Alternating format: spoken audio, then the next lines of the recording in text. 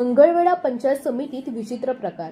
सभापती उपसभापतींना चकचकीत दालन, पण गटनेत्याला अजूनही कार्यालय नाही. कुठे बसायचं असा थेट सवाल. नुकत्याच झालेल्या निवडणुकांनंतर सभापती आणि उपसभापतींनी पदभार स्वीकारला आणि प्रशासनाने त्यांच्या दालनांचे आधुनिकीकरण करून दिलं. याआधी सभापती आणि उपसभापती एकाच कार्यालयात बसत होते आणि गटनेत्यासाठी स्वतंत्र केबिन होती. मात्र यंदा उलट चित्र दिसतंय.